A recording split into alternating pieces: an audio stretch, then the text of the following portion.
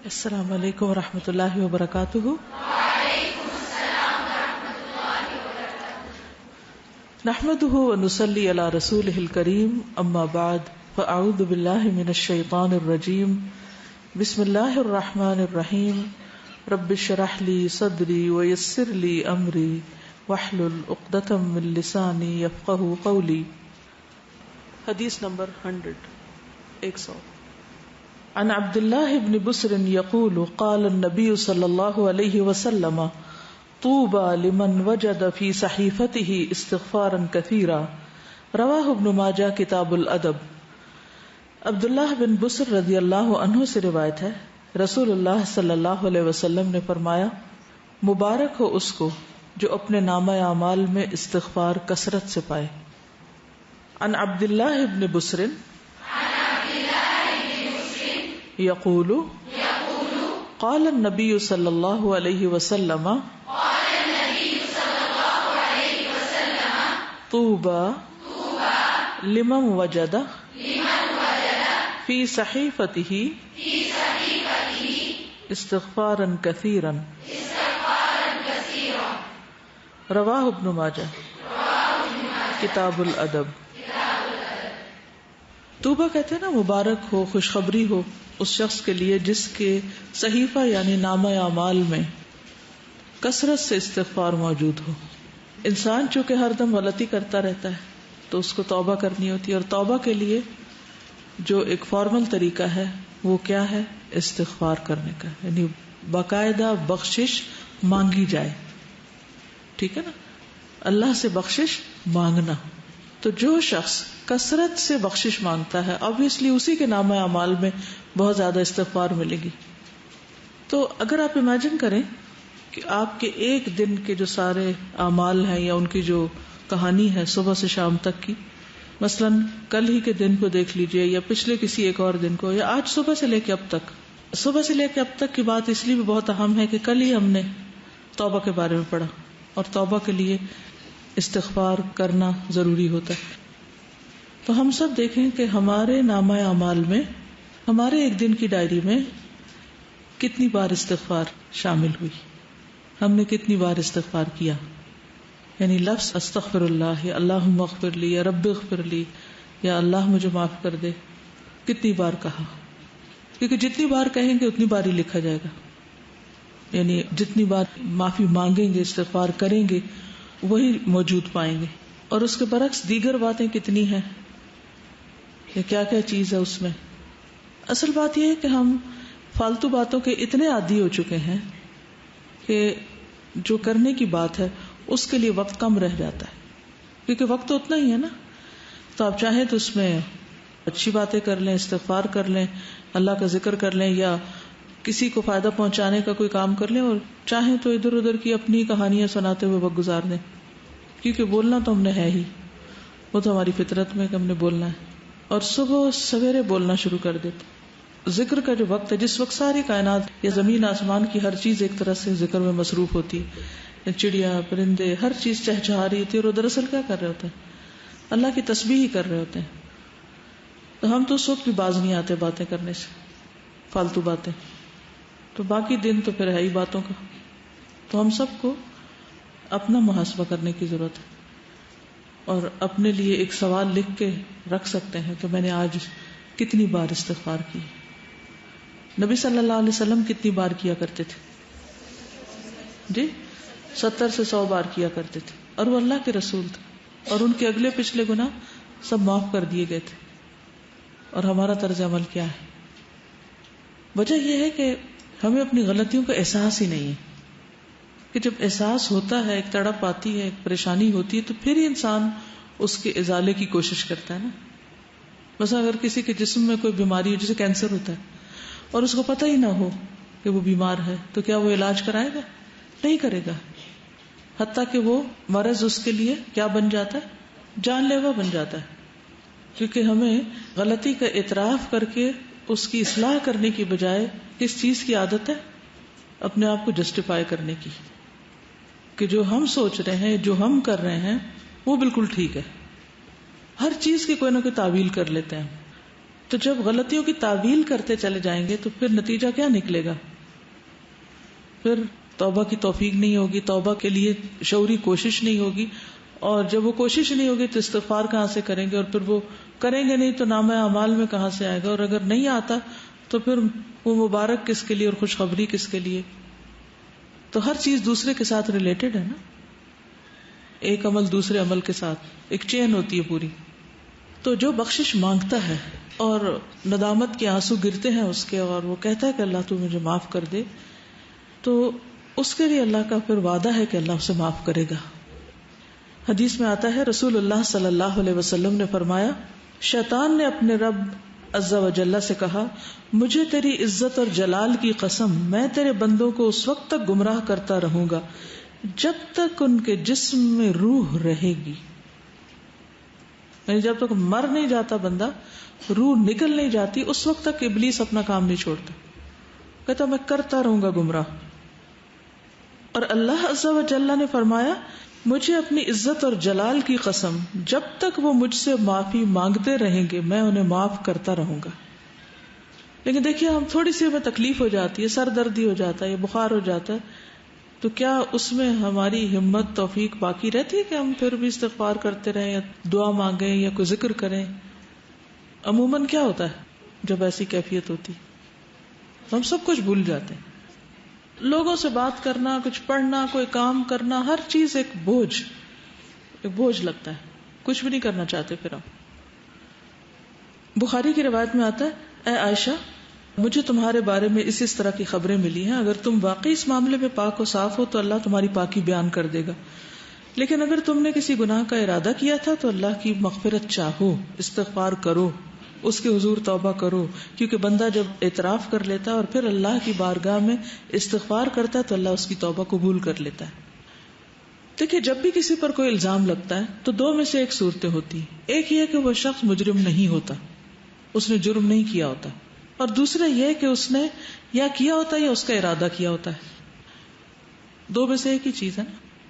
تو اگر کوئی شخص اس پہ کوئی الزام لگا اور اس نے غلط کام کیا ہی نہیں تو اس کو بالکل اطمینان رکھنا چاہیے کہ میں اس معاملے میں بالکل سچا ہوں اور کسی کی باتوں پر مجھے اوفینڈ نہیں ہونا، مجھے بھڑکنا نہیں، اور مجھے چیخنا چلانا نہیں اور بدتمیزی کا طوفان برپا نہیں کرنا. اللہ کو پتا ہے میں نے غلط کام نہیں کیا، اور حمایت کے لیے اللہ کافی ہے.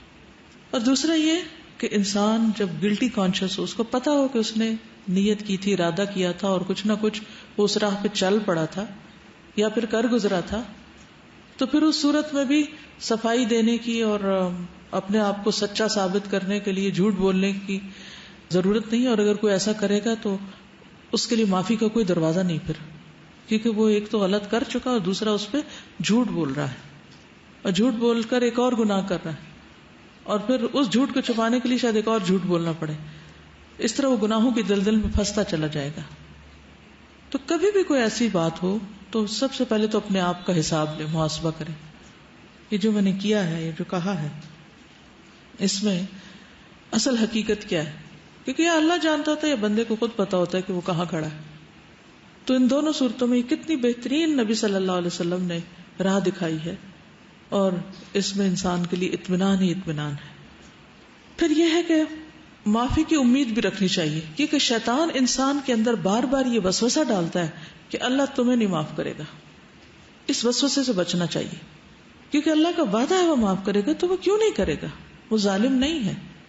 رسول اللہ صلی اللہ علیہ وسلم نے فرمایا، اللہ تعالیٰ فرماتا ہے، اے ابن آدم جب تک تو مجھے پکارے گا اور مجھ سے پر امید رہے گا، ہوپ فل رہے گا، میں تجھے بخشتا رہوں گا جو بھی گناہ ہوں گے، اور کوئی پرواہ نہ کروں گا کہ کون سے گناہ ہیں. اے ابن آدم اگر تیرے گناہ آسمان کی بلندیوں تک پہنچ جائیں تو پھر تو مجھ سے بخشش طلب کرے تو میں پرواہ کیے بغیر تجھے بخش دوں گا، ولا ابالی، مجھے پرواہ نہیں. کیونکہ ہمارا کوئی گناہ اللہ تعالیٰ کو نقصان نہیں دیتا. بندے عام طور پر جب بندوں کو معاف نہیں کرتے تو کیوں نہیں کرتے؟ کیونکہ بندے بندوں سے ہرٹ ہو جاتے ہیں، یا بندوں کو بندے نقصان پہنچا جاتے ہیں تو وہ معاف نہیں کر پاتے. ہمارا کوئی گناہ اللہ تعالیٰ کو اس طریقے پر ہرٹ نہیں کرتا اور نہ اس کو کوئی نقصان ہوتا ہے. وہ ایک حدیث قدسی میں آتا ہے نا کہ اگر سارے کے سارے اول و آخر جن و انس سب سے زیادہ فاسق و فاجر شخص کی طرح ہو جائے، اس کے دل کی طرح ہو جائے، تو یہ چیز اللہ کی بادشاہت میں کچھ بھی کمی نہیں کرتی. اللہ کو اس کی کوئی پرواہ نہیں، کوئی فکر نہیں، نقصان کچھ نہیں اس کا. بندوں کا تو نقصان ہو جاتا ہے نا، اللہ کا کوئی نقصان نہیں ہوتا. تو اس لیے اللہ تعالیٰ کو معاف کرنے میں مشکل بھی کوئی نہیں، اور ویسے بھی وہ عزیز و مقتدر ہے. اے ابن آدم، اگر تو زمین کے برابر گناہ لے کر میرے پاس آئے اور اس حال میں مجھ سے ملے کہ میرے ساتھ شرک نہ کیا ہو تو میں تجھے ان گناہوں کے بقدر بخشش عطا کروں گا. پوری زمین بھی ایک بندے کے گناہوں سے بھر جائے تو بھی اللہ تعالیٰ معاف کر دیتا ہے اگر بندہ سچے دل سے توبہ کرنے والا ہو. اس میں وہ مثال بھی آپ یاد رکھیے 99 قتل کرنے والے کی، 99 بندوں کے قاتل کی، اللہ تعالیٰ نے اس کو بھی معاف کر دیا، حالانکہ ابھی وہ اس راہ پہ چلا ہی تھا. عربی کے الفاظ بڑے خوبصورت ہیں کہ جس کا مفہوم کچھ اس طرح بنتا ہے، اگر تو آسمان بھر گناہ لائے تو اسی مقدار سے میں تمہارے پاس بخشش لاؤں گا، اور زمین بھر اگر تو گناہ لائے تو زمین بھر بخشش سے تیری طرف آؤں گا. لیکن اصل چیز کیا ہے؟ اعتراف، جو سب سے مشکل کام ہے اپنی غلطی کا. یہ کہنا کہ آئی واز رانگ، میری غلطی ہے، میں نے غلط کیا، یہ دنیا کا مشکل ترین کام ہے. غلطی کرنے کے بعد عموماً ہم یہی کہتے ہیں نہیں میں نہیں غلط، دوسرا بندہ غلط ہے، اس کی غلطی، دوسرے کو بلیم کرتے ہیں اور اپنی غلطی بھول جاتے ہیں. تو توبہ کے لیے لازمی شرط یہ کہ پہلے بندہ مانے، اقرار کرے کہ ہاں میں نے غلط کیا، ورنہ زبان سے صرف تسبیح لے کے آپ سارا دن 1000 دفعہ کہتے رہیں. اگر آپ مان ہی نہیں رہے اپنی غلطی تو کس بات کی معافی مانگ رہے ہیں؟ پھر کس بات کی توبہ کر رہے ہیں؟ کس بات پہ استغفار کہہ رہے ہیں؟ نہ آپ وہ بری عادت چھوڑ رہے ہیں اور نہ ہی آپ اس کا اقرار کر رہے ہیں اور نہ آپ اس پہ شرمندہ ہیں اور نہ آپ کو پورا یقین ہے کہ اللہ اس کو معاف کر دے گا. تو پھر کر کیا رہے ہیں آپ؟ صرف زبان کی ایکسرسائز یا ہاتھوں سے دانے پھینکتے چلے جا رہے ہیں کہ میں استغفار کر رہا ہوں؟ پھر یہ کہ جب انسان اللہ سے پر امید ہوتا ہے اور واقعی یہ یقین رکھتا ہے کہ میرا رب ہے جو مجھے معاف کرے گا یا معاف کر سکتا ہے یا وہ کرتا ہے، ضرور کرتا ہے، تو ایسا شخص پر کبھی مایوس نہیں ہوتا، وہ مایوسی کے قریب نہیں جاتا، وہ ہر حال میں پر امید اور مطمئن رہتا ہے. ابو ہریرہ کہتے ہیں میں نے نبی صلی اللہ علیہ وسلم کو فرماتے ہوئے سنا، ایک بندے نے بہت گناہ کیے اور کہا ہے میرے رب میں تیرا ہی گناہ گار بندہ ہوں، تو مجھے بخش دے، یعنی میں ہی تیرا گناہ گار بندہ ہوں، تو مجھے معاف کر دے. اللہ رب العزت نے فرمایا میرا بندہ جانتا ہے کہ اس کا کوئی رب ہے جو گناہ معاف کرتا ہے اور گناہ کی وجہ سے سزا بھی دیتا ہے. اس کو یہ بھی یقین ہے کہ اگر نہیں معافی ملی تو پکڑ ہو جائے گی. تو میں نے اپنے بندے کو بخش دیا. پھر بندہ رکا رہا جتنا اللہ نے چاہا، جتنی اللہ نے اس کو توفیق دی وہ گناہ سے رکا رہا. پھر اس نے گناہ کر لیا اور عرض کیا اے میرے رب میں نے پھر گناہ کر لیا، پھر غلطی ہو گئی، اسے بھی بخش دے. اللہ تعالیٰ نے فرمایا میرا بندہ جانتا ہے کہ اس کا کوئی رب ہے جو گناہ معاف کرتا ہے اور اس کے بدلے میں سزا بھی دیتا ہے. میں نے اپنے بندے کو بخش دیا. پھر جب تک اللہ نے چاہا بندہ گناہ سے رکا رہا، پھر اس نے گناہ کر لیا اور اللہ کے حضور عرض کیا اے میرے رب میں نے پھر گناہ کر لیا، تو مجھے بخش دے. اللہ تعالیٰ فرماتا ہے میرا بندہ جانتا ہے اس کا ایک رب ہے جو گناہ معاف کرتا ہے اور اس کی سزا بھی دیتا ہے. تو میں نے اپنے بندے کو 3 مرتبہ بخش دیا، بس اب جو چاہے عمل کرے. اس کا مطلب نہیں جو چاہے اب گناہ کرے تو اب آئندہ کے لیے بھی اس کی بخشش ہوگی. مطلب یہ کہ جب بھی اس سے گناہ ہو تو دیر نہ کرے. وہ فارسی میں آتا نا 100 بار گر توبہ شکستی باز آ، 100 بار بھی توبہ ٹوٹ جائے تو بھی باز آ جاؤ، پھر بھی پلٹ آؤ، پھر بھی لوٹ آؤ، کیونکہ وہ رب 100 بار توبہ کرنے والوں کو 100 بار معاف کر دیتا ہے. تو اس بات کا یقین کہ اللہ تعالیٰ معاف کر دے گا، اور یہ سراسر اس کے اپنے اختیار میں بھی ہے. یغفر لمن یشاء ویعذب من یشاء. رونا کس بات پہ آنا چاہیے کہ اللہ یہ سب تیرا فیصلہ ہوگا، اگر تو نے معاف نہ کیا تو میرے پاس تو کوئی اور دروازہ نہیں کہ میں وہاں جا کے معافی مانگوں، تجھے کو معاف کرنا ہے اور تو معاف کر دے. تو اس کے لیے تڑپنا بھی چاہیے، یعنی اس کو کھیل نہیں بنا لینا چونکہ اللہ نے معاف کر دینا اس لیے گناہ کر لو اور کرتے چلے جاؤ. کیا پتا کہ توبہ کی توفیق بھی پھر ہوتی ہے یا نہیں. اس امید پہ گناہ نہیں کرنے چاہیے، ہمیشہ اعتراف کی روش پہ چلتے جانا چاہیے. نبی صلی اللہ علیہ وسلم نے لوگوں کو استغفار کی ترغیب بھی دلائی ہے متعدد بار. مثلاً ایک بار آپ نے فرمایا، قسم اس ذات کی جس کے قبضہ قدرت میں میری جان ہے، اگر تم گناہ نہ کرتے تو اللہ تعالیٰ تمہیں لے جاتا اور ایسے لوگوں کو لاتا جو گناہ کرتے پھر معافی مانگتے تو اللہ ان کو معاف کر دیتا، کیونکہ اللہ تعالیٰ کو معاف کرنا پسند ہے.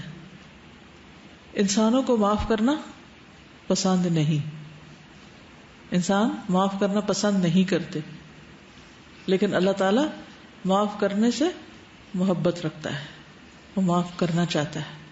شرط یہ ہے کہ کوئی شخص واقعی پھر معافی مانگے. اب آپ دیکھیے کہ غلطی کس سے ہوتی ہے، غلطی کون کرتا ہے. عام روزمرہ زندگی میں دیکھیے کون غلطی کرتا ہے، جو عمل کرتا ہے، جو کوئی کام کرتا ہے. جو کچھ کرے گا اس سے ہی غلطی ہوگی نا، جو کام ہی نہیں کرے گا اس سے کیا غلطی ہونی ہے. مثلا برتن کس سے ٹوٹتا ہے، جو برتن استعمال کرتا ہے. اور جس نے صرف سجا کے رکھے ہوئے الماری میں، اسے تو نہیں ٹوٹیں گے، اس کے تو بچے رہیں گے.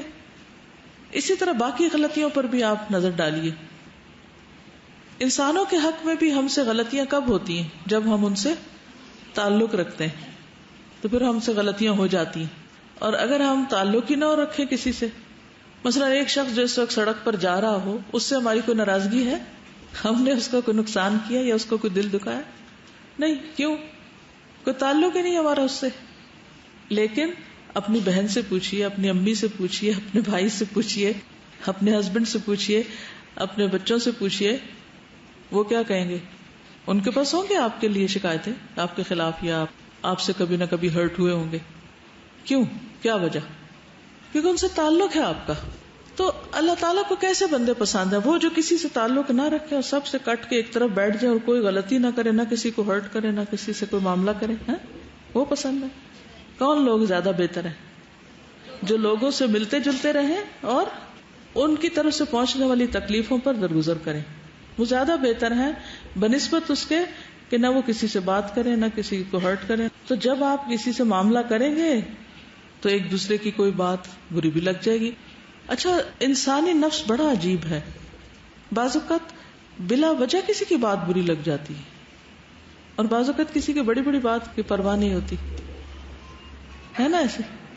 تو پھر تو ہم نے اپنے آپ کو بھی نہیں سمجھا، ہم خود بھی کسی ایک چیز پر نہیں ہیں، ہم تو اپنے لیے بھی معمہ ہیں، تو دوسروں کے لیے تو ہے ہی ہے. تو اس لیے کبھی کوئی ہمارے بارے میں مس انڈرسٹینڈ کر جائے تو اس کو ایشو نہ بنائے، ٹھیک ہے. تو ایزی رہیں گے، ہین لین سہل قریب. تو ایزی رہنے میں آسانی یہ ہے کہ پھر انسان نہ دوسروں پہ بوجھ ہوتا ہے اور نہ دوسرے اس پہ بوجھ ہوتے ہیں. کسی کو ٹکر لگ جائے، کسی کی کچھ خرابی ہو جائے تو سوری کر لیں، بات ختم، اور چلتے چلے جائیں، آگے بڑھتے جائیں. ورنہ اس کے علاوہ کوئی چارہ نہیں اور کوئی طریقہ نہیں کہ آپ زندگی میں پروگرس کر سکیں. آگے بڑھنے کے لیے معاف کرنا ہی پڑے گا، بھولنا ہی پڑے گا. دوسروں کی غلطیاں ایسی چیز نہیں ہوتی کہ جن کو آپ یاد رکھیں، ٹھیک ہے نا. یہ یاد رکھنے کی چیزیں نہیں ہیں، لیکن عموماً ہم یاد رکھنے والی چیزیں تو بھول جاتے ہیں، ان میں تو ہمارا حافظہ خراب ہے. اور جو یاد نہیں رکھنا چاہیے وہ ہم بھولتے نہیں، کیونکہ ہم بھولنے دیتے نہیں، ان کی گرہ باندھ کے رکھتے ہیں. تو اگر آپ کو بہت ہی شوق ہے کچھ یاد رکھنے کا تو کوئی اچھی چیزیں یاد رکھ لیں، تو خود بھی خوش رہیں گے، دوسروں کو بھی خوش رکھیں گے. اسی لیے ہمیں کچھ ڈھنگ کی چیزیں یاد ہی نہیں رہتی، کیونکہ ہمارا دماغ کس میں الجھا رہتا ہے. مثلا کتاب آپ کے آگے رکھی ہوئی ہے، صبح ٹیسٹ بھی ہے اور آپ کو سبق یاد نہیں ہو رہا، کیا وجہ ہے؟ پوچھا کرے رک کر، کیا مسئلہ کیا ہے، کیوں ایسا ہو رہا میرے ساتھ. تو کوئی نہ کوئی الجھن ہوگی آپ کے دماغ میں جو اتنی آپ کو الجھائے ہوئے ہوگی کہ آپ کی نظریں بھی الفاظ پہ نہیں ٹک رہی ہوگی. تو کرنا کیا چاہیے ایسے میں جب آپ کو کوئی چیز اتنا زیادہ ڈسٹرب کر دے؟ پھر ہوتے جانا چاہیے. کیا کریں گے؟ اس شخص کو جس نے 99 قتل کیے تھے اسے کیا سجیسٹ کیا تھا؟ جگہ تبدیل کر لو. جی، نیک لوگوں کی بستی میں چلے جاؤ. تو ہم کیا کر سکتے ہیں؟ اصل نہیں پڑھی جا رہی نا بات، تو آپ اس وقت بند کر دیں کتاب، اٹھ کے کچھ اور کرنے چلے جائیں. 5 منٹ لے لیں، 10 لے لیں، کچھ اور کام کر لیں. اتنے میں خوب دماغ خالی سوچ بھی لے گا اور جو کچھ اس میں آ رہا ہے اس الجھاؤ کا کوئی سلجھاؤ ہو بھی جائے گا اور پھر واپس پلٹ آئے، پھر آ کے فریش کام شروع کر دیں. یہ اس وقت کوئی ایسا کام لے لیں کہ جس میں بہت زیادہ آپ کو ذہنی یکسوئی نہ چاہیے، تھوڑے سے اٹھ جائے وہاں سے، اس جگہ کو چھوڑ دیں. غصے کا بھی علاج کیا ہے؟ جگہ چھوڑ دیں، پوزیشن بدل لیں بیسیکلی. تو ان چیزوں کا بھی علاج یہی ہے کہ آپ ہٹ جائیں وہاں سے. پھر اللہ سبحانہ و تعالیٰ قرآن پاک میں فرماتے ہیں افلا یتوبون الی اللہ ویستغفرونہ، کیا وہ اللہ سے توبہ نہیں کریں گے، استغفار نہیں کریں گے. واللہ غفور الرحیم، اور اللہ غفور الرحیم ہے. صلی اللہ علیہ وسلم کو حکم دیا گیا واستغفر اللہ ان اللہ کان غفور الرحیم، اور اللہ سے بخشش طلب کیجئے، اللہ تعالیٰ یقیناً بہت بخشنے والا، رحم فرمانے والا ہے. سب لوگوں کو حکم دیا گیا توبوا الی اللہ جميعا، اور وان استغفروا ربکم ثم توبوا الیہ. سورۃ ہود میں ہود علیہ السلام نے اپنی قوم کو کہا تھا کہ اپنے پروردگار سے معافی مانگو اور اس کے حضور توبہ کرو. پھر نوح علیہ السلام نے بھی کہا فَقُلْتُ اسْتَغْفِرُوا رَبَّكُمْ إِنَّهُ كَانَ غَفَّارًا يُرْسِلِ السَّمَاءَ عَلَيْكُمْ مِدْرَارًا. ہود علیہ السلام نے کہا وَيَا قَوْمِ اسْتَغْفِرُوا رَبَّكُمْ ثُمَّ تُوبُوا إِلَيْهِ. شعیب علیہ السلام نے کہا وَاسْتَغْفِرُوا رَبَّكُمْ ثُمَّ تُوبُوا إِلَيْهِ. نبی صلی اللہ علیہ وسلم نے اپنی قوم کو استغفار سکھائی نہیں، اپنے لوگوں کو. نبی صلی اللہ علیہ وسلم کے پاس جب کوئی آ کے یہ کہتا یا رسول اللہ صلی اللہ علیہ وسلم جب میں اپنے پروردگار سے دعا کروں تو کیا کہا کروں، تو آپ نے فرمایا کہو اللہم اغفر لی وارحمنی واہدنی وارزقنی، اے اللہ مجھے معاف کر دے، مجھ پر رحم فرما، مجھے ہدایت دے، مجھے رزق دے. اس کے بعد آپ نے انگوٹھے کو نکال کر باقی 4 انگلیوں کو بند کر کے فرمایا یہ 4 چیزیں دنیا اور آخرت دونوں کی جامع ہے، یعنی جس کو یہ 4 چیزیں مل گئی اس کو دنیا آخرت سب کچھ مل گیا. 2 سجدوں کے بیچ میں ہم یہ دعا پڑھتے ہیں نا، ٹھیک ہے، تو تھوڑا شعوری طور پر پڑھنے کی کوشش کریں کیونکہ اس میں دنیا اور آخرت کی بھلائیاں ہیں اس دعا میں.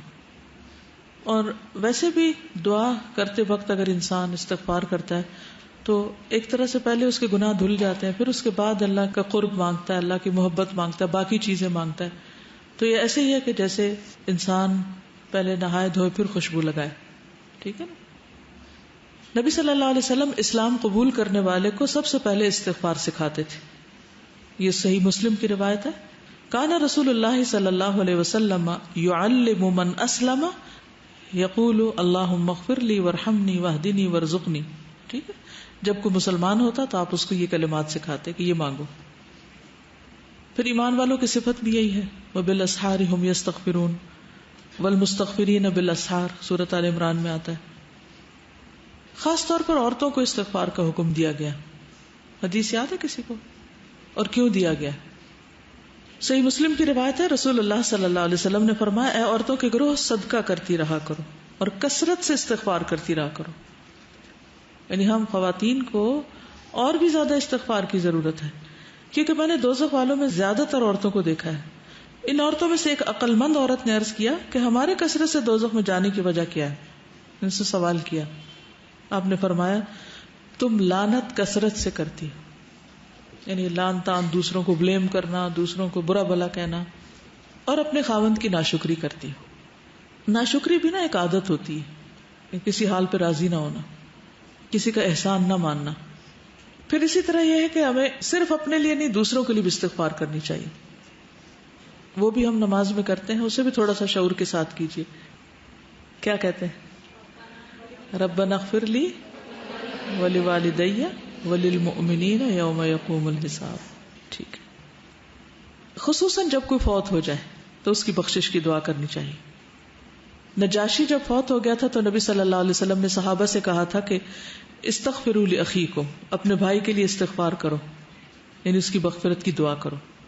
حسن بصری کہتے ہیں کثرت سے استغفار کرو، اپنے گھروں میں، اپنے دسترخوانوں پر، اپنے راستوں میں، بازاروں میں، مجلسوں میں، جہاں بھی تم ہو. تمہیں نہیں معلوم کہ کہاں بخشش نازل ہو جائے، کہاں اللہ تعالیٰ بخش دے. کیونکہ حدیث ہے نا توبہ، یعنی خوشخبری کس کے لیے؟ لمن وجد فی صحیفتی استغفارا کثیرا، جس کے صحیفے میں، جس کے اعمال نامے میں کثرت سے استغفار ہو. تو پھر ہر موقع پہ، ہر مجلس میں، ہر جگہ انسان کرتا رہے، اور پھر برائی کرتے ہی ساتھ ہی کر لے. لیکن صرف برائی کرتے ہی نہیں، نیکی کے بعد بھی نیکی کا کام کر کے بھی. کیوں؟ وہ کیوں؟ جیسے نماز کے بعد ہم سلام پھیرتے ہیں نا، تو سب سے پہلے کیا کرتے ہیں؟ اللہ اکبر، استغفر اللہ. وائی؟ کیوں؟ آپ نماز کے اندر بھی غلطیاں ہوتی ہیں، نماز کا حق ہی ادا نہیں کرتے. اور شابش، نیک کام کرتے ہوئے ہو سکتا ہے نیت میں کوئی خرابی ہوگی، اور تکبر سے بھی بچتا ہے انسان کہ ہم اس کا حق ادا نہیں کر پائے. یا اللہ تو معاف کر دے، ہمیں جو کرنا چاہیے وہ ہم نے نہیں کیا. اس سے ایروگنس نہیں آئے گی کہ ہم نے بہت کچھ کر لیا، جو کرنا چاہیے تھا وہ کر نہیں پائے. ما عبدناک حق عبادتک، فرشتے کہیں گے نا. اور حقیقت بھی یہی ہے نا، ہم میں سے کون سیٹسفائیڈ اپنے کاموں سے کہ میں تو بہت اچھے کر رہا ہوں.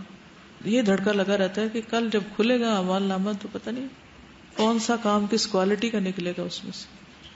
اول تو نیکیاں کرتے ہی کام ہے، جو کر لیتے ہیں ان کو خراب بہت زیادہ کر دیتے ہیں، مختلف چیزوں سے ان کو ستیہ ناش بھی کرتے ہیں یا ان کی شکل بگاڑ دیتے. تھوڑا سا کام کر لیتے ہیں تو بس چین نہیں پاتے جب تک لوگوں کو بتا نہ بیٹھے کہ یہ میں نے کیا تھا. جیسے ابھی بات ہوئی تھی نا کہ اگر کوئی بات کر رہا ہو تو میں تو پہلے سے ہی کرتا ہوں، مجھے تو پہلے ہی پتا ہے، یہ تو میں پہلے سے جانتا ہی ہوں، یہ تو مجھے آتی ہے، یہ میں نے ہی تو کیا تھا. عموماً کیا جملے ہوتے ہیں؟ ہاں کیا اللہ تعالیٰ نہیں دیکھ رہا اس وقت کہ ہمیں اصل شوق کس بات کا ہے، اصل شوق کس چیز کا ہے، اور کیا محرک ہے، کس جذبے سے لگے ہوئے ہیں. تو اس لیے اس پہ بھی بہت راضی ہو جانے کی ضرورت نہیں. کوئی بھی چاہے صدقہ خیرات کرے، کچھ بھی کام کرے، کوئی بھی، تو ڈرتے ہوئے. والذین یؤتون ما آتوا وقلوبهم وجلۃ. تو اہل ایمان تو وہ ہوتے ہیں کہ جو کرتے ہیں اور ان کے دل ڈر رہے ہوتے ہیں، نیکی کرتے ہوئے ڈر رہے ہوتے ہیں کہ پتہ نہیں کس کوالٹی کی ہے یہ.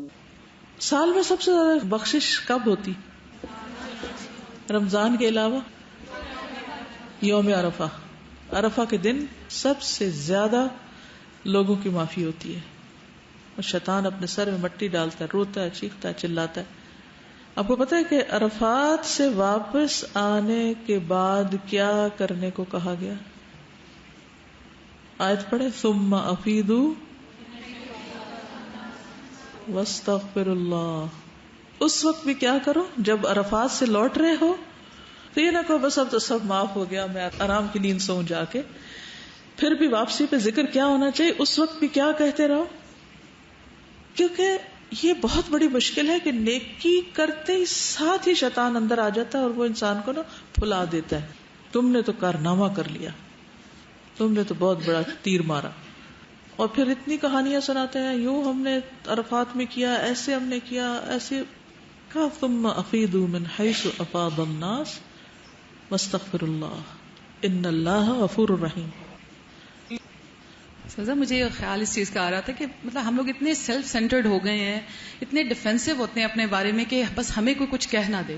حالانکہ دیکھا جائے تو ہم کیا کر رہے ہوتے ہیں اللہ تعالیٰ کی خاطر. اور جو اللہ تعالیٰ کے بڑے بڑے بندے، مجھے اس سے یہ چیز یاد آئی تھی کہ حضرت ابراہیم، حضرت اسماعیل علیہ السلام نے جب خانہ کعبہ کی تعمیر کی تھی تو وہ ساتھ ساتھ کیا دعا کر رہے تھے کہ یا اللہ اس کو ہم سے قبول فرما لے.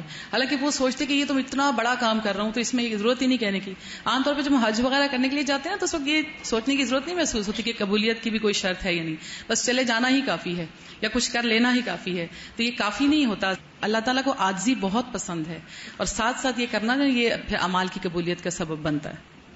اگر کوئی بھی نیک عمل کر کے یہ احساس باقی رہے تو پھر تکبر کا سوال ہی نہ آئے کہ انسان نیکیوں پہ کوئی اپنے آپ کو بڑی چیز سمجھنے لگے. ابراہیم علیہ السلام نے بھی دعا مانگی تھی اپنے لیے، والذی اطمع ان یغفر لی خطیئتی یوم الدین. مجھے امید ہے کہ وہ میری خطائیں معاف کر دے گا قیامت کے دن. حالانکہ وہ ابو الانبیاء ہیں، خلیل اللہ ہیں. موسیٰ علیہ السلام نے کیا کہا؟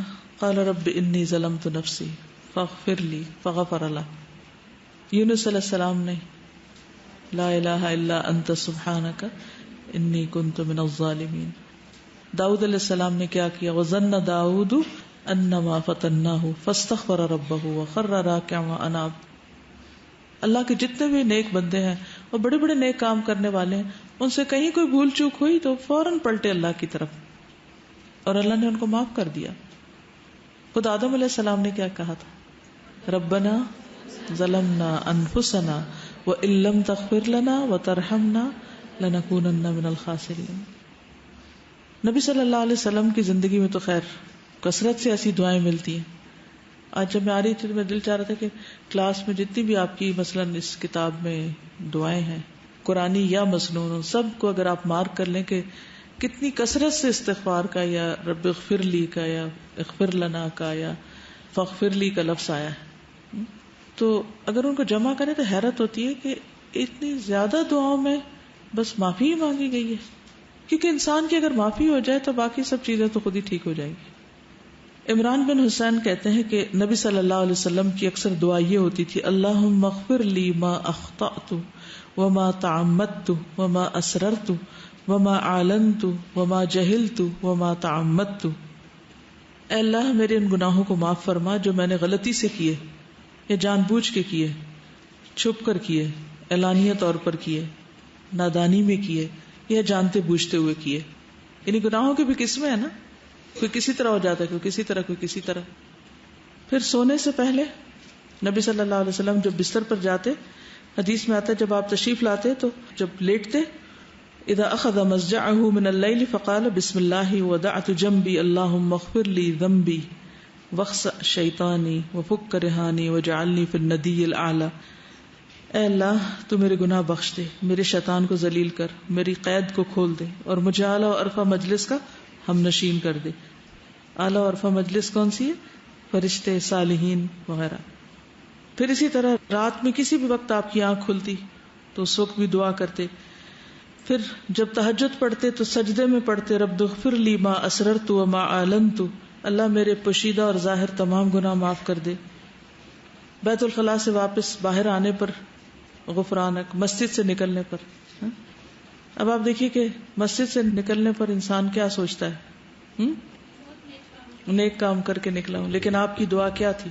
بسم اللہ والصلاۃ والسلام علی رسول اللہ رب اغفر لی وافتح لی ابواب رحمتک. جب نکلتے تھے تو ساتھ یہ بھی پڑھتے تھے.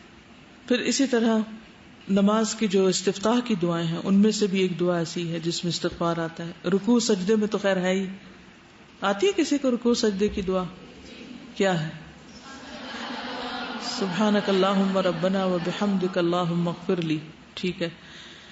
آپ سجدے میں یہ دعا بھی پڑھتے تھے، اللہم اغفر لی ذنبی کلہ دقہ وجلہ واولہ وآخرہ وعلانیتہ وسرہ. پھر دو سجدوں کے بیچ میں ایک تن اللہم اغفر لی ورحمنی، دوسری یہ بھی تھی رب اغفر لی. یعنی وہ پڑھنے کے بعد اگر آپ یہ بھی ایڈ کرنا چاہیں تو کر سکتے ہیں. کیونکہ اس دفعہ رمضان میں جب کافی دیر بیٹھے رہتے تھے تو میں سوچتی کہ اچھا 3 دفعہ شاید یہ دعا پڑھ لیں، 5 دفعہ پڑھ لیں، اس کے علاوہ کیا ہوگا، یعنی اور کیا ہوگا جو یہاں پڑھا جا سکتا ہے. تو نبی صلی اللہ علیہ وسلم کثرت سے رب اغفر لی پڑھتے تھے. پھر اسی طرح تشہد میں پھر سلام پھیرنے کے بعد بھی حضرت علی کہتے ہیں کہ رسول اللہ صلی اللہ علیہ وسلم جب نماز سے سلام پھیرتے تو فرماتے اللہم اغفر لی ما قدمت وما اخرت وما اسررت وما اعلنت وما اسرفت وما انت عالم به منی انت المقدم وانت المؤخر لا الہ الا انت. پھر اسی طرح دن میں چلتے پھرتے کثرت سے آپ استغفار کرتے تھے، 70 سے 100 بار استغفار کرتے. ایک مجلس میں صحابہ کہتے ہیں ہم گنتے تھے تو آپ یعنی 70 بار استغفار کر لیتے تھے ایک مجلس میں. اگر 70 دفعہ استغفار کریں تو باقی باتیں کتنی ہوں گی، اور ہماری مجلس میں کتنی دفعہ استغفار ہوتا ہے. آخر میں بھی کر لیں تو بڑی خوش قسمتی کی یاد رہے کہ اختتام مجلس ہی کی دعا پڑھ لیں. مجلس سے آپ کیا مراد لیتے؟ جیسے یہ درس کلاس ہے یا کچھ اور؟ مثلاً کون سی مجلس؟ کوئی بھی گیدرنگ، فرینڈس کی گیدرنگ، فیملی گیدرنگ، شادی کے موقع پر، پارٹی میں، گھر میں، اپنے روم میں، ٹیلی فون پہ، ہاں کوئی بھی گروپ ورک جب کر رہے ہوتے ہیں. اصل میں ہم کہتے تو ہم سنت کے بڑے پیروکار ہیں، لیکن حقیقت میں روح نہیں پائی ہم نے کہ ہمارے اندر بھی وہ کچھ چیزیں آ جائیں. پھر ہم یہ کہتے ہیں نہیں وہ تو نبی صلی اللہ علیہ وسلم کے لیے خاص تھی. ٹھیک ہے، آپ سے بڑھ کر کسی نے کوئی بڑا کام نہیں کیا، لیکن آپ کے لیے کیا صورت اتری؟ اذا جاء نصر اللہ والفتح وَرَأَيْتَ النَّاسَ يَدْخُلُونَ فِي دِينِ اللَّهِ أَفْوَاجًا فَسَبِّحْ بِحَمْدِ رَبِّكَ وَاسْتَغْفِرْهُ إِنَّهُ كَانَ تَوَّابًا. اس کے بعد آپ نے خاص طور پر اور کثرت سے استغفار شروع کر دی. اتنی بڑی اچیومنٹ کے بعد، مشن مکمل ہو گیا اس کے بعد. تو ٹھیک ہے وہ اگر 100 بار کرتے تھے یا 70 بار تو ہمیں کم از کم کتنی بار کر لینی چاہیے، یا ہمیں ضرورت نہیں؟ اصل بات یہ کہ اگر ہمارا شعور زندہ ہو نا، کہ جب ہم کوئی بات کر رہے ہوتے ہیں، کوئی کام کر رہے ہوتے ہیں، تو اس کے بیچ میں ہی ہمیں اگر احساس ہونے لگے کہ کچھ ٹھیک نہیں ہوا، تو آپ دیکھیں کہ یہ جو ڈپریشن کے فٹس پڑتے ہیں نا، اور یہ دل گھبرانے کے اور یہ پریشانی کے اور کہ وہ لو ہو رہا ہے سب، تو وہ شروع ہونے ہی لگے تو پکڑ لیں اپنے آپ کو. اب لیٹ نہ جایا کرے اس کے آگے کہ ہاں چڑھائی کر دو مجھ پر بے بسی یا اداسی کا فٹ یا غم کا یا غصے کا یا کسی چیز کا. اسے کنٹرول نہ کرنے دیا کرے اپنے آپ کو، اسی وقت ہوشیار ہو جایا کرے. اور ہوشیاری کے لیے کیا، جگہ تبدیل کر دیں، ہٹ جائیں وہاں سے، اور پھر اس کے بعد فوراً استغفار شروع کر دی، تسبیح شروع کر دی، کوئی اچھا کام شروع کر دیا. اور پھر آپ دیکھیں گے کہ وہ جو آیا تھا نا شیطان اپنی فوجوں کے ساتھ، تو آپ نے اس کو ہرا دیا، ناکام کر کے واپس بھیج دیا. آپ کو پتا نا جب کوئی شخص دین کی طرف آتا ہے تو پھر شیطان اکیلا نہیں، وہ جب ہار جاتا ہے نا، تھک جاتا ہے، تو پھر فوجیں لے کے آ جاتا ہے. آپ نے دیکھا ہوگا جو بچے قرآن حفظ کر رہے ہوتے ہیں ان کو کتنی مشکل ہوتی ہے بیچ میں، اگر آپ میں سے کچھ لوگوں نے کیا ہو، کیونکہ ان کے اوپر زیادہ اٹیک ہوتا ہے، زیادہ اگریسو ہو جاتے ہیں بعض اوقات کہ اس کو تو میں کسی طرح پکڑوں، اس کو تو اغوا کروں. تو اگر کسی کے دروازے پر فوج کھڑی ہو اغوا کرنے کے لیے اس کو، تو وہ کیا کرے گا؟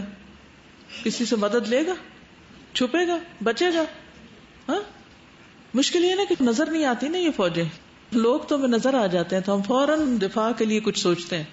شیطانی فوجیں نظر نہیں آتی، اس لیے سوچتے بھی نہیں. پھر تو وہ چیزیں محسوس ہوتی ہیں انسان کو، تو اپنے محسوسات پہ نظر رکھا کریں.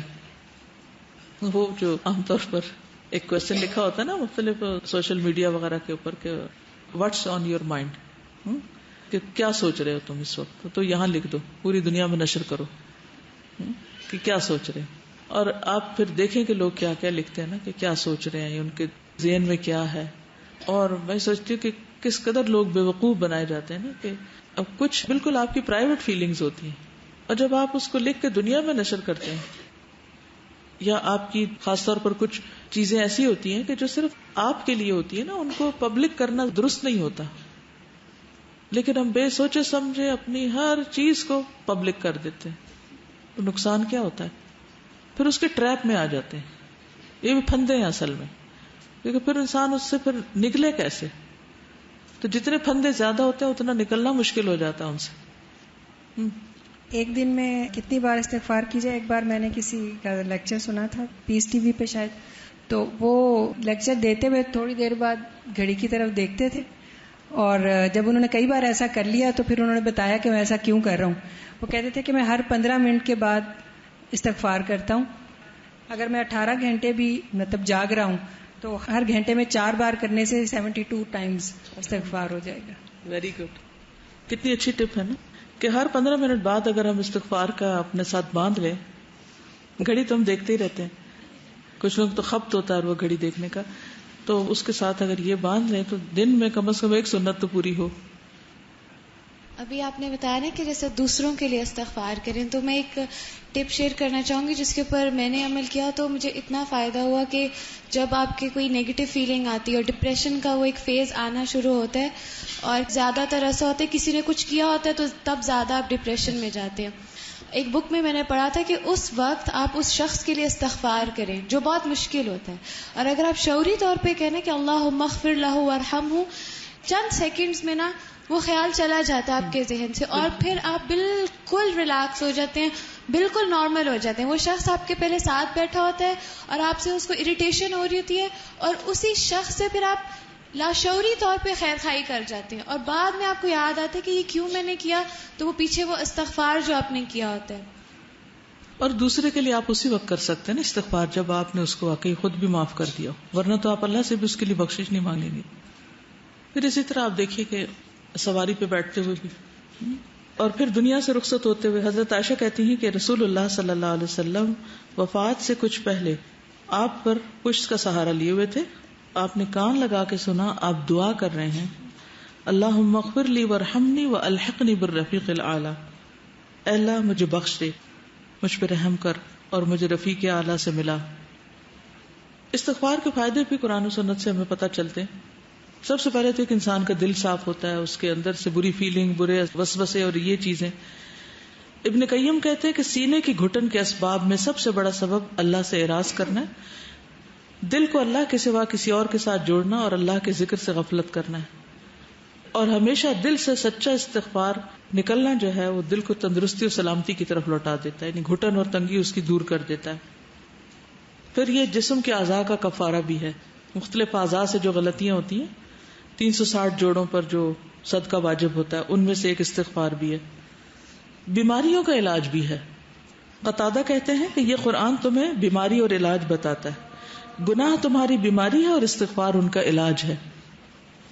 اب یہ بات جو ہے کہ گناہ بیماری ہے اور استغفار علاج ہے، اس کے پیچھے کیا ریزن ہے؟ ایک تو یہ کہ دل کی بیماری، روحانی بیماری کہہ سکتے ہیں آپ، لیکن عام جو ہمیں جسمانی بیماریاں بھی ہوتی ہیں ان کے پیچھے بھی گناہ ہوتے ہیں. تو اللہ تعالیٰ بیماریوں کے ذریعے انسان کو ایک طرح سے پاک بھی کرتا ہے. تو بیماریوں کے علاج میں استغفار بھی شامل کر لینا چاہیے، چاہے وہ روحانی بیماریاں ہوں چاہے وہ جسمانی بیماریاں ہوں. کیونکہ نوح علیہ السلام نے جو اپنی قوم کو کہا تھا نا کہ استغفار کرو، تو اللہ تعالیٰ تمہیں کیا کچھ عطا کرے گا؟ بارشیں برسائے گا، باغ اگائے گا، اولاد دے گا اور یعنی مال دے گا. تو دنیا کی جو نعمتیں ہیں جن میں ایک صحت بھی ایک ہے، تو اس کے لیے بھی استغفار فائدہ مند ہے. امام ذہبی کہتے ہیں کہ بیماری کا علاج کثرت کے ساتھ سحری کے وقت استغفار کرنا اور سچی توبہ کرنا ہے. کیونکہ بہت سی جسمانی بیماریوں کا تعلق انسان کی روح کے ساتھ بھی ہوتا ہے، اس کی سوچ کے ساتھ بھی ہوتا ہے. پھر آپ دیکھیے کہ نبی صلی اللہ علیہ وسلم نے جو اپنے بارے میں فرمایا تھا نا کہ میرے دل پر پردہ سا آ جاتا ہے، غبار سا آ جاتا ہے، اس وجہ سے میں ایک دن میں 100 مرتبہ اللہ سے استغفار کرتا ہوں. اب علماء کہتے ہیں کہ آپ نے جو غین کا لفظ استعمال کیا نا، الغان یا غین، اس کا معنی ہوتا ہے وہ غفلت جو اللہ کے ذکر پر مداومت کی کمی سے ہوتی ہے. یعنی اللہ کے ذکر میں کمی اگر کسی وجہ سے ہو جائے، کئی وجوہات ہوتی ہیں. مثلا کیا وجہ ہوتی ہے ذکر میں کمی کی؟ خواتین کے لیے تو معقول وجہ ہے، معروف وجہ ہے، جب نماز نہیں پڑھتے تو خود بخود بہت سی چیزوں میں کمیاں آ جاتی، دین کا نقصان ہوتا ہے. اسی طرح بعض کام انسان کو اپنے اندر اتنا مشغول کر لیتے، مثلا مرد حضرات جو مثلا مارکیٹ میں کھڑے ہیں، ان کو اپنی بزنس ڈیلز کرنی ہے، ادھر کی بات ادھر کی ادھر کی ادھر کی، صبح سے دوپہر تک وہ اپنے کام میں لگے ہوئے ہیں، تو اب وہ ذکر کے لیے وقت نہیں پا رہے. بھاگے دوڑے نماز پڑھی، پھر دوبارہ جا کے اپنے کام میں لگ گئے. کچھ کام ایسے ہوتے ہیں جو پیورلی دنیا کے ہوتے ہیں اور اس میں آپ کو فلی کانسنٹریٹ کرنا پڑتا ہے، تو اس وقت آپ ساتھ ساتھ کوئی ذکر نہیں کر سکتے. تو کیا ہوتا ہے، آپ کی بیٹری لو ہو جاتی ہے، قدرتی طور پہ لو ہو جاتی. نماز سے وہ ریچارج ہوتی ہے، لیکن اس کے علاوہ بھی جو استغفار ہے وہ اس غبار کو، اس میل کو، اس پردے کو ہٹانے یا دھونے کا کام دیتا ہے. پھر اسی طرح غیبت کا کفارہ بھی ہے. بعض علماء کہتے ہیں کہ غیبت سے توبہ یہ ہے کہ آپ جس کی غیبت کریں اس کے حق میں بخشش کی دعا کریں. یعنی جس کی غیبت ہو گئی، اور کس کی غیبت ہوتی ہے؟ جس سے کوئی ناراضگی ہے، اس کے ساتھ کوئی گڑبڑ ہوئی، تو اس کے لیے استغفار کریں. تو جب اس کے لیے آپ کریں گے تو پھر اس سے ناراضگی بھی کم ہوگی اور تعلقات بھی ٹھیک ہو جائیں گے، اور آئندہ پھر غیبت کی ضرورت بھی نہیں پیش آئے گی. تو وہ اصلاح قلوب بھی کرتی ہے اور اصلاح احوال کا ذریعہ بھی بنتی ہے پھر استغفار. پھر یہ کہ عذاب ٹل جاتا ہے انسان سے. سورۃ الانفال میں آتا ہے وما کان اللہ معذبہم وہم یستغفرون، اور اللہ ایسے لوگوں کو عذاب دینے والا نہیں جو استغفار کرتے ہیں. حدیث میں آتا ہے انسان جب تک اللہ تعالیٰ سے استغفار کرتا ہے اس وقت تک اللہ تعالیٰ کے عذاب سے محفوظ رہتا ہے، اللہ کے عذاب سے محفوظ رہتا ہے. حسن بصری کہتے ہیں اگر تم رات کے قیام اور دن کو روزہ رکھنے پر قدرت نہیں رکھتے، یعنی نہ تم صبح اٹھ پاتے اور نہ روزہ رکھتے ہو، تو جان لو کہ تم محروم ہو. خطاؤں اور گناہوں نے تمہارا دل جکڑ رکھا ہے، اس لیے تمہیں نیکی کی توفیق نہیں ہو رہی. خطاؤں اور گناہوں نے تمہارا دل جکڑ رکھا ہے، تو اس جکڑن کو نکالنا چاہیے. پھر استغفار رحمت کا ذریعہ ہے. قرآن پاک میں آتا ہے لولا تستغفرون اللہ لعلکم ترحمون، تم اللہ سے بخشش کیوں نہیں مانگتے تاکہ تم پہ رحم کیا جائے، یعنی اللہ کی رحمت پھر آئے گی جب تم استغفار کرو گے. اور پھر کبیرہ صغیرہ سب گناہوں کے لیے، اور خصوصاً والدین کے حق میں جب بندہ استغفار کرتا ہے تو ان کے مرنے کے بعد ان کے درجات بھی بلند ہوتے ہیں. ایک اور حدیث میں آتا ہے جو آدمی یہ پسند کرتا ہے کہ اس کا نامہ اعمال اسے خوش کر دے، یعنی اپنی کتاب دیکھ کے خوش ہو جائے، تو وہ کثرت سے استغفار کرے. پہلی حدیث میں تو مبارک کی بات ہے اور اس میں خوش ہونے کی بات ہے. حسن بصری نے ایک بوجھ اٹھانے والے کو اجرت پہ رکھا تو سارا راستہ اس کو یہی کہتے ہوئے سنا، الحمدللہ استغفر اللہ. تو حسن بصری نے اس کو کہا کیا بات ہے تم اس کے علاوہ کوئی اور کلام نہیں پڑھتے، یعنی یہی پڑھے جا رہے ہو؟ تو اس نے کہا میں نے آدھا قرآن یاد کر لیا ہے اور مجھے یہی پتا چلا کہ بندہ دو ہی حالات کے درمیان میں ہوتا ہے، یا تو اللہ کی طرف سے اسے کوئی نعمت ملتی ہے تو اس پہ شکر واجب ہوتا ہے، یا گناہ ہوتا ہے تو اس پر استغفار واجب ہوتی ہے. اس لیے میں ہمیشہ یہی کہتا رہتا ہوں. حسن بصری نے خود سے کہا اے حسن تجھ سے تو یہ بوجھ اٹھانے والا زیادہ سمجھدار ہے، یعنی اس کو یہ حکمت کی بات پتہ چل گئی. تو اب انشاءاللہ تعالی میں چاہوں گی کہ کچھ دعائیں جو ہیں استغفار کی ان کو اکٹھا کر لیا جائے اور کوشش کی جائے کہ اگر ہر روز پڑھ سکیں یا کم از کم ہفتے میں ایک دفعہ یا کوئی وقت ایسا مقرر کر لیا جائے. خصوصاً سحری کا وقت استغفار کا وقت ہے، ویسے سارا دن ہی ہے لیکن وہ بالاسحار هم یستغفرون ٹائم کے ساتھ سحری کے وقت کو بتایا گیا. اور ان دعاؤں میں جیسے رب انی ظلمت نفسی فاغفر لی، رب اغفر وارحم وانت خیر الراحمین، رب اغفر لی ولوالدی ولمن دخل بیتی مؤمنا وللمؤمنین والمؤمنات، رب اغفر لی ولاخی وادخلنا فی رحمتک وانت ارحم الراحمین، ربنا اتمم لنا نورنا واغفر لنا، پھر ربنا اغفر لنا ذنوبنا واسرافنا فی امرنا وثبت اقدامنا، پھر ربنا اغفر لنا ولاخواننا الذین سبقونا بالایمان، ربنا اغفر لنا ذنوبنا وكفر عنا سيئاتنا وتوفنا مع الابرار، ربنا لا تجعلنا فتنة للذين كفروا واغفر لنا ربنا انت ولينا فاغفر لنا وارحمنا وانت خير الغافرين، سمعنا واطعنا غفرانك ربنا واليك المصير. اور پھر سید الاستغفار جو ہے تو اللہ تعالی ہم سب کی بخشش فرمائے. سبحانک اللہم و بحمدک اشہد ان لا الہ الا انت استغفرک و اتوب الیک. السلام علیکم و رحمۃ اللہ وبرکاتہ.